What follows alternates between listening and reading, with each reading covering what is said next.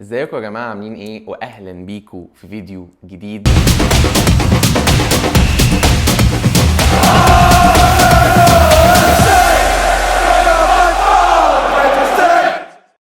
ارسنال بيفوز على ليدز 5-0 في الجوله الثانيه في البريمير ليج. وبصراحه قبل ما اتكلم يا جماعه على الماتش او اي حاجه في الماتش، انا بصراحه عايز اقول هو ايه نحس الاصابات الرهيب ده؟ مش ممكن. يعني ايه تبقى في الجوله الثانيه في الموسم وعندك 5 لعيبه بره منهم 2 اساسيين؟ الموضوع بصراحه يعني لا، اكن انت الظروف والقدر وكل حاجه بتتحداك، وتحس ارني سلوت عامل سحر اسود او عامل شعوذه. ده كان طالع من يومين بيصوت على اصابه فريمبونج. طب احنا يا عم سلوت عندنا 5 لعيبه مصابه، انت عندك اوديجارد النهارده في 2 اساسيين اتصابوا، اوديجارد وساكا، تمام؟ ده غير اصابه هافرتس اللي جت، ده غير ان بين وايت مصاب، ده غير ان نورجارد كمان مصاب. فانت عندك 5 لعيبه مصابه ولسه بنقول بسم الله الرحمن الرحيم يا موسم. مش ممكن. هو احنا عشان جبنا ايزي فلازم يطلع لنا اصابتين كمان مكانه؟ هو ليه ما ينفعش يبقى عندنا سكواد كله فت، او على الاقل عندك اصابه او 2 والباقي كله جاهز؟ ليه دايما ما ينفعش يبقى عندنا عمق؟ ليه لازم اللعيبه كلها تبقى في المستشفى؟ الموضوع ده غريب جدا. وبصراحه الموضوع ده ما ينفعش يبقى نحس بس، اكيد مش نحس بس، لازم الجهاز الطبي بتاعنا يعني يتم اعاده دراسته او يتم اعاده التاهيل للجهاز الطبي او الفيتنس تيم بتاع ارسنال، لان ما ينفعش ساكا وهافرتز جيلهم نفس الاصابه تاني في نفس الاماكن. يعني انا اظن برضو ساكا وهو خارج كان ماسك الخلفيه الهامسترنج، وبيقول لك برضو الهامسترنج وحسيت بحاجه وشده وكده، ونفس الهامسترنج اللي اتصاب الموسم اللي فات. وهافرتز برضو ركبته نفس الحوار تاني، يقول لك ركبته دلوقتي فيها مش عارف ايه، وهنشوف هنعمل له عمليه تاني في ركبته. الواد اتدمر خلاص، جسمه باظ. وساكا جسمه باظ من ساعه العمليه اللي عملها في الهامسترنج الموسم اللي فات. وده اللي انا كنت خايف منه، ان هو دي تبقى مصدر اصابه متكرره ليه. فانا بصراحه لا، يعني على قد ما انا مبسوط بالفوز ومبسوط بانه مكسب كبير 5-0 والكلام ده كله، انما برضو الاصابات اللي جت النهارده عكننت مزاجي الصراحه، عكننت مزاجي. وانا مش بلوم حد فيها، بس بلوم بس الجهاز الطبي. لازم برضو يا جماعه الموضوع ما فيش حاجه اسمها نحس. ما احنا يعني مش الفريق الوحيد اللي منحوس في الدوري. ما هو الفرق التانية برضو ما بيجيلهاش اصابات بالريت بتاعنا، وما بيجيلهاش اصابات بنفس العدد ده وبنفس الفريكوينسي دي، ومش نفس اللعيبه في نفس العضلات ونفس الاصابات المتكرره. فلازم نبص احنا بنعالج اللعيبه ازاي، لازم نبص احنا بنأهلهم ازاي، لازم نشوف اللي بيعالج غلط، تمام؟ لان بصراحه الهامسترنج دي اقل حاجه هتبقى ايه؟ شهر يعني، شهر. ادي خسرت ساكا شهر. اوديجارد ممكن اصلا اصابته تبقى مفيده لينا. يعني انا اصابه اوديجارد وهافرتز دي بعتبرها انها ممكن تكون مفيده للفرقه مبدئيا. هتلاعب بقى نوانيري في الحته دي، تلعب دومان، تلعب ايزي كده. انما انا بالنسبه لي لا، اصابه ساكا يعني للاسف يعني حاجه تعكنن وحاجه تنكد الصراحه. واتمنى نشوف يعني التقارير هتقول ايه، يا رب يعني تبقى حاجه كده اللي هو يعرف يرجع بعد البريك. ولو اني اشك هو كده ماتش ليفربول الجاي مش هيلعبه، وعنده في توقف دولي 10 ايام. هنشوف بقى هو الاصابه دي هتكمل معانا بعد التوقف بقد ايه. ولكن ربنا يستر، ربنا يستر. بس في نحس رهيب، مش عارف سلوت بيعمل سحر ولا ايه، بس يا ريت نبص احنا بنعالج الشباب دي ازاي. تمام. الحاجه التانية بقى نتكلم على الماتش يا جماعه. طبعا يعني كان في ايه في الاول كده، اول ما جبنا جول من كورنر كله ما صدق ومسك موبايله وفتح تويتر، فريق الكور الثابته ستوك سيتي مش عارف ايه. طب احنا كسبنا 5-0 يا حبيبي، منك ليه؟ كسبنا 5-0 اهو دلوقتي. يا عم انا فريق الكور الثابته، انا ستوك سيتي يا سيدي، انا بكسب. انا مش فاهم، هو الكور الثابته بقت عيب؟ هو الجون اللي نجيبه من كوره ثابته دلوقتي المفروض نتكسف ان احنا ندخلها في الشبكه عشان من كوره ثابته ولا ايه؟ طب ما تشيلسي امبارح كان بيلعب ويست هام، جايب 3 اجوان من كور ثابته مثلا، حاجه كده، جونين او 3 من كور ثابته. حد فتح بقه؟ حد اتكلم؟ ولا هو لما ارسنال بس؟ طب احنا جبنا اجوان يوكرش، جون يوكرش من لعب مفتوح، جون ساكا قبل ما يطلع مصاب من لعب مفتوح. في ايه بقى؟ انا مش فاهم. ولا هو لازم بس نبص في الكور الثابته، ولا انا لازم اجيب قصاد كل جون كره ثابته جونين من لعب حر عشان ابقى مقنع وعلشان ابقى فريق تمام ونعرف نتكلم؟ ما هو الماتش اللي فات قعد يقول لك الاداء الوحش وجون من كره ثابته و1-0 وهتشوفه قدام ليدز. يا عم كسبنا 5-0 واداء مقنع وكل حاجه. لسه انا شايف ان الاداء مش احسن حاجه الصراحه، وانا كسبان 5-0 بقول كده، انما لسه هيتحسن ان شاء الله، هيتحسن. احنا بس نحس الاصابات يهدى شويه والفريق يبقى كله فت، بس ماتش بماتش الدنيا هتتحسن واللعيبه هتتعود على بعض. انت خد بالك انت برضو عندك لعيبه زي مادويكي وزوباميندي ويوكريش، اول مره يعني بيلعبوا مع بعض. في 3 لعيبه اساسيين لعبوا اساسي يعني في المنظومه، لسه اول مره يلعبوا مع الفرقه دي. فلسه لما اللعيبه تاخد على بعض والاداء هيتحسن. انما انت عندك ماتشين جايب 6 جوان، كلين شيت في الماتشين، بدايه كويسه للموسم، بدايه كويسه للدوري. ما في، مش لازم نبقى سلبيين. الحاجات السلبيه الصراحه اللي بتحصل هي الاصابات بس اللي قاعده بتجيلنا، اللي احنا مش عارفين نوقفها. انما يا عم انا فريق كور ثابته، وبصراحه صياح الناس على جوان ارسنال من كور الثابته بالنسبه لي بيبقى مزيكا، لان هو لو فرقته تقدر تعملها بنفس الجوده او لو تقدر تجيب منها جوان كانت عملتها، انما هم مش عارفين. فالكور الثابته انك تعملها كويس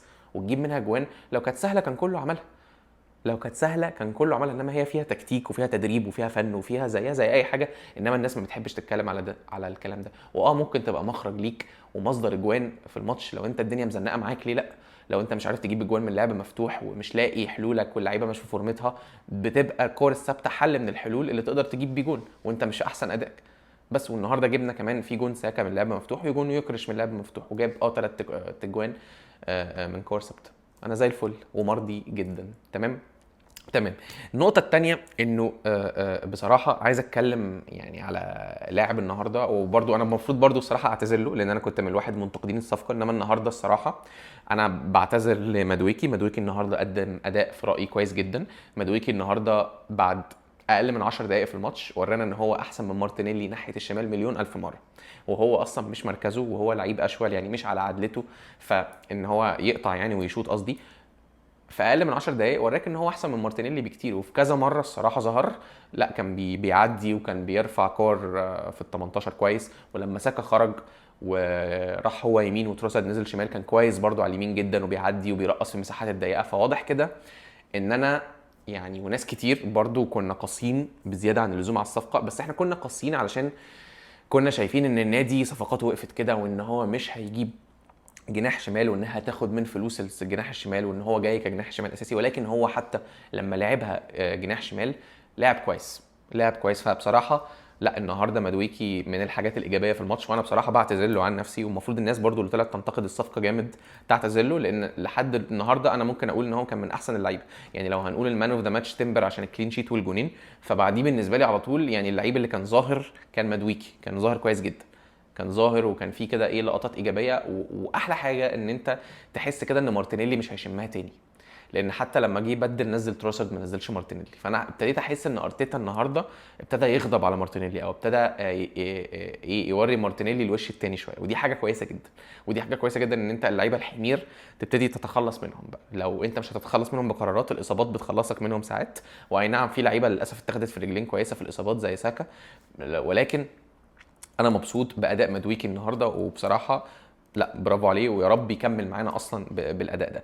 يعني يا رب ان احنا نشوفه بالاداء ده اكتر واكتر اكتر، ويفضل ياخد ثقه ويفضل يلعب واداؤه يتطور. انما انا مبسوط قوي ان هو زي ما قلت لكم مفيش جابرييل مارتينيلي، ويكفيني هذا يكفيني ان انت لو صفقه مدويكي دي مش هتوريني وش مارتينيلي، وهو لاعب احسن منه، مدويكي احسن من مارتينيلي الصراحه. فكده 100 فل و10، 100 فل و10. تمام. فيكتور يوكريش بيوري كل الناس اللي كانت مستنيه تشمت فيه النهارده قد ايه هم غلطانين. لسه ما وصلش لاحسن صوره ليه، بس هو لسه وهو مش في احسن صوره، جايب جونين لسه، واللعيبه مش عارفه تلعب على نقط قوته، جاب جونين ولسه ان احنا مش عارفين نطلعه 1-على-1 على الجون. لسه احنا مستوانا كفرقه مش اكتر حاجه لسه مقنعه، وانا كسبان 5-0 بقول لكم كده، ولكن جاب جونين. تمام. كميه الناس اللي كانت مستنيه، وبصراحه الواحد برضو انا ابتديت اقول يعني هل فعلا الناس اللي كانت في صف سيسكو اكتر من يوكرش ان احنا نجيب سيسكو يعني طلع عندهم حق ولا لا؟ طلع عندهم حق ولا ايه؟ لان انا في الاول برضو يوكرش في الماتش تحسه لسه كده مش عارف بيخش بياخد الكوره، مش عارف الكوره كذا مره كده تجيله ما يعرفش يلعبها وان تاتش بسرعه تتقطع، فكان في بوادر كده. انما كان عندي يقين وعندي ثقه انها يا جماعه ادوا له الكوره بس في ال 18، العبوا، ادوا له الكوره في مساحه، ادوا له الكوره ورا المدافعين، هيحط جوان، هيحط جوان. الواد ما كانت اهدافه وكان مع سبورتنج ما كانت اهداف، فصعب قوي يعني ان هو يوصل لك من مستوى مثلا 90 95 لصفر يعني. فالحمد لله انه هو لسه الفرقه مش في فول باور ومستواها مش احسن حاجه، جاب لك جونين، جون من لعب مفتوح كويس جدا اتلعبت له في مساحه وعرف ان هو يقطع ويخش ويشوط. بصراحه في الدقيقه فكرني بالكسيس سانشيز شويه، مش عارف تفهموني ولا لا، بس الجون اللي جابه ده فكرني بايام سانشيز. وجون من بينالتي حطها كويس جدا وادى الحارس الناحيه الثانيه ورزعها في الكورنر تحت على الشمال.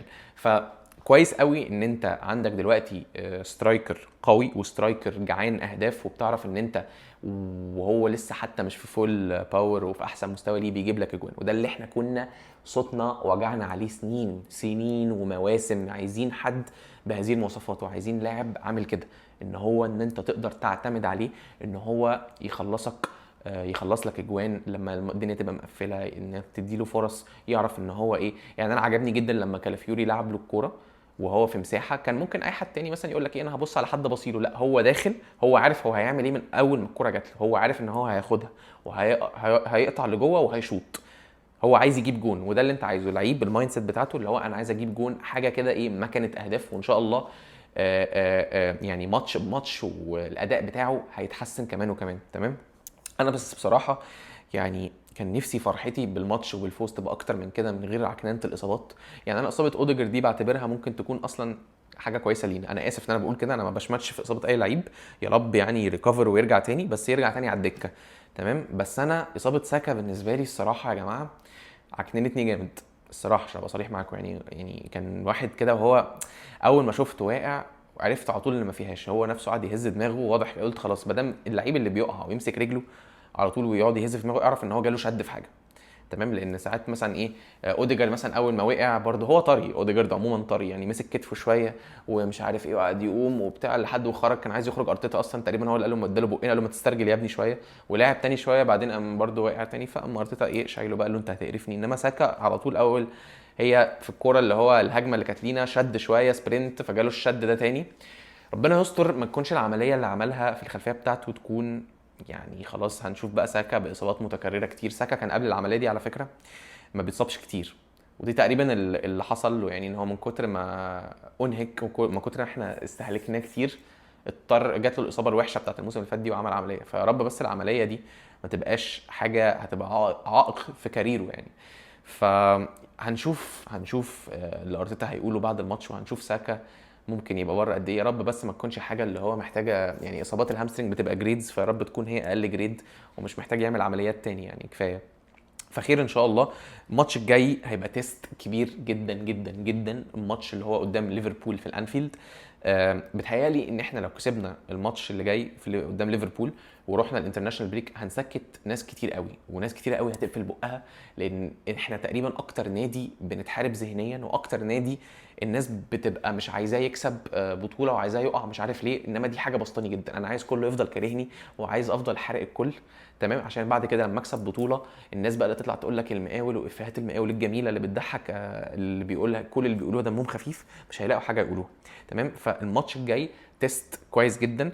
انا بالنسبه لي نحاول نكسب في الانفيلد مش مستحيله، تمام، نقدر نعملها، وورينا الموسم اللي فات ان احنا كنا قريبين ان احنا نكسب والموسم اللي قبليه برده ما كناش بعاد. ولو اتعادلت المهم ان انت ما تطلعش من هناك خسران. فماتش صعب قدام حامل اللقب، وهيبقى اظن ده اول تيست لينا في الموسم واول اختبار بقى للعيبه اللي جايه جديد زي يوكريش وزوبيميندي وهنشوف برضو مدويكي هيعمل ايه انا اظن، وايزي طبعا. الماتش الجاي انا اظن ان شاء الله لازم ايزي يبدا في الانفيلد، يعني بعد اصابه اوديجر دي اظن ان احنا بقى هنشوف ايزي كهو صانع اللعب او هو رقم 10، ومدويكي هو اللي هيبدا ناحيه الشمال بشكل كبير. اظن دي اكتر حاجه هتبقى منطقيه، يعني ما اظنش بقى ان انت لو اوديجارد ما كانش اتصاب كنت هقول ان ايزي هيبدا ناحيه الشمال. دلوقتي انت صانع الالعاب بتاعك اتصاب، فما اظنش ان ارتيتا هيبدا بنوانيري يعني. انما خلونا نشوف، والماتش الجاي مهم جدا جدا جدا، لان هو ده الماتش اللي هيوري بقى ارسنال الموسم ده غير ولا هو نفس ارسنال بتاع الموسم اللي فات واللي قبله. وهو ده بقى اللي هيسكت ناس كتير، ولو كسبت ليفربول في الانفيلد كمان هتحط رهبه كبيره جدا جدا جدا وسط الفرق المنافسه. وسلام بقى لو كسبناهم بكره ثابته، عشان المزيكا والناس اللي هتفضل تصيح. قولوا لي رايكم ايه على اداء النهارده، على اداء اللعيبه الفرديه زي مادويكي ويوكرش، وكان احساسكم ايه لما ساكا واوديجارد خرجوا مصابين، وشايفين هنعمل ايه قدام ليفربول. ما تنسوش لايك وسبسكرايب، وهسيب لكم لينكس انستجرام وتويتر وتيك توك في الديسكربشن، واشوفكم الفيديو اللي جاي.